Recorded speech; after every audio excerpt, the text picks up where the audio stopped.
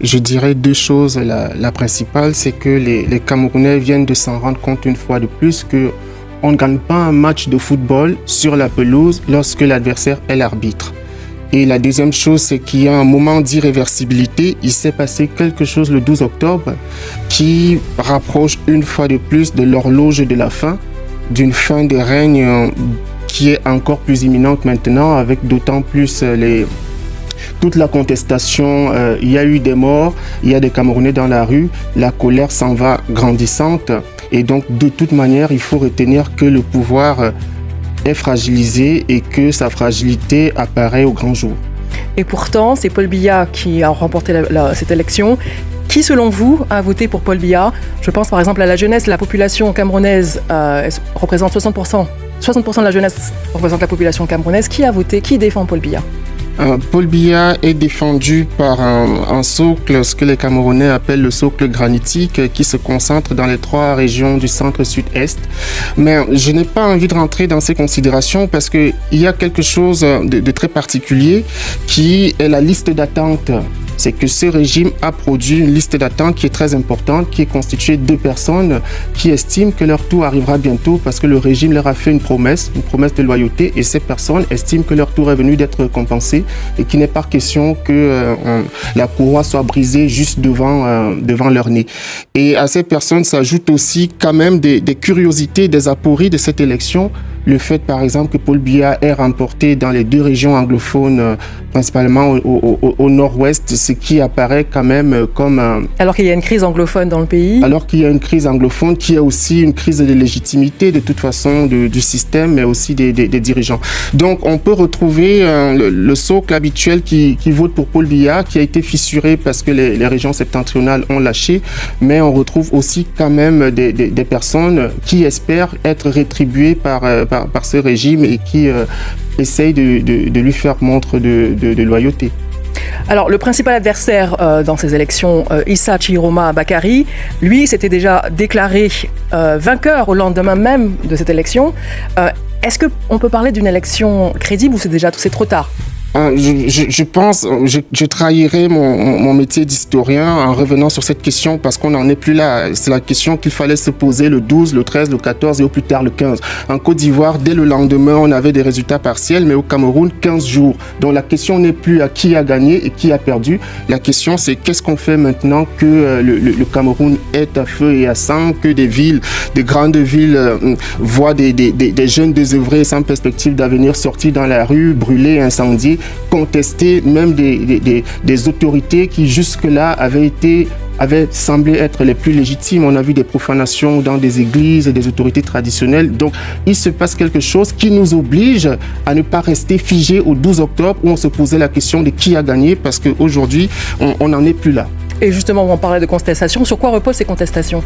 Elles reposent sur ce que j'appelais des apories, sur le fait que Paul Biya ait gagné, d'abord, alors que les gens, dans une perspective de l'immédiateté, avaient des résultats qui émanaient, que ce soit des bureaux ou que ce soit des constructions d'acteurs qui sont accusés d'avoir instrumentalisé la jeunesse, peu importe, mais les gens avaient des résultats instantanément, et pour ces gens, il n'y a pas de cohérence entre ce qu'ils considèrent être les vrais résultats et ce qui a été annoncé par un conseil constitutionnel auquel aucun acteur crédible ne croit, en fait. On parle donc de colère. Est-ce que vous pensez que cette colère, en tout cas parmi une certaine partie de la population, est-ce que vous pensez que cette colère va durer ?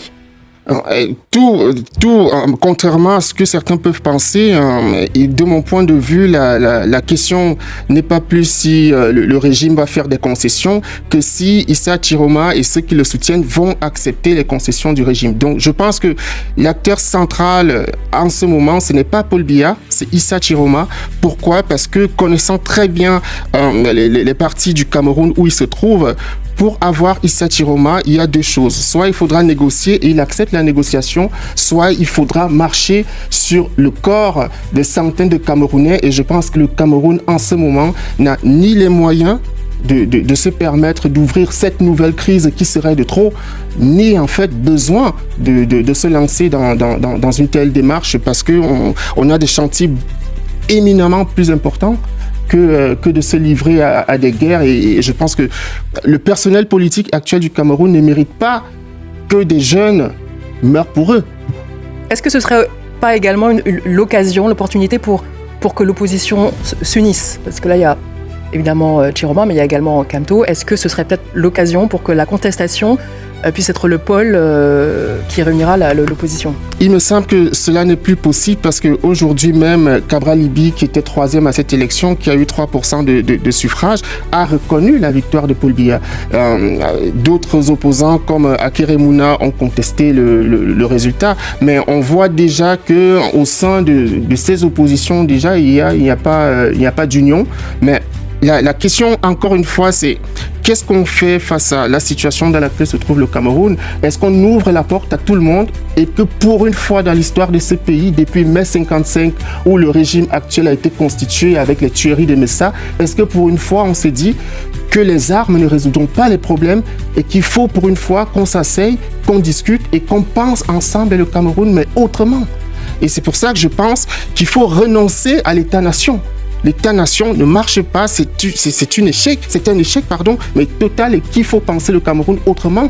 Pourquoi ne pas penser à un État multinational pour englober, mais tenir compte aussi de la spécificité du Cameroun, qui est reconnue par tous les acteurs, mais spécificité que le régime refuse de concéder en lui donnant justement une forme qui permettra à tous les Camerounais de s'épanouir à l'intérieur du Cameroun.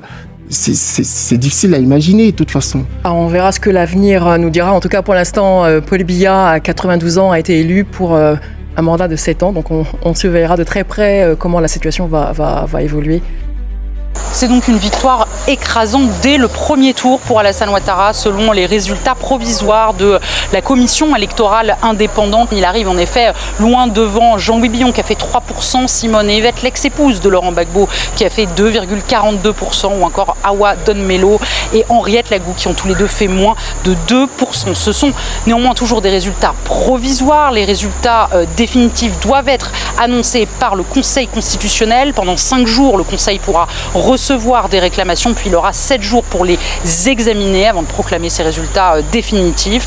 Le président de la commission électorale indépendante a également donné le taux de participation, 50,1%. C'était un enjeu majeur pour ce scrutin. Pour rappel, Tidjane Thiam et Laurent Gbagbo, les deux leaders des deux principaux partis d'opposition, avaient vu leur candidature rejetée par le Conseil constitutionnel. Leurs partis qui ont qualifié cette élection de coup d'État civil a appelé à réorganiser de nouvelles élections. La Guinée à présent, qui devra quant à elle attendre le mois de décembre pour sa présidentielle, mais déjà, la caution exigée pour pouvoir se présenter suscite de vives réactions. Fixée à 900 millions de francs guinéens, cela représente à peu près 89 000 euros, 100 000 $, plusieurs acteurs politiques y voient un frein à la participation démocratique. Les explications avec Malik Diakité, notre correspondant à Conakry.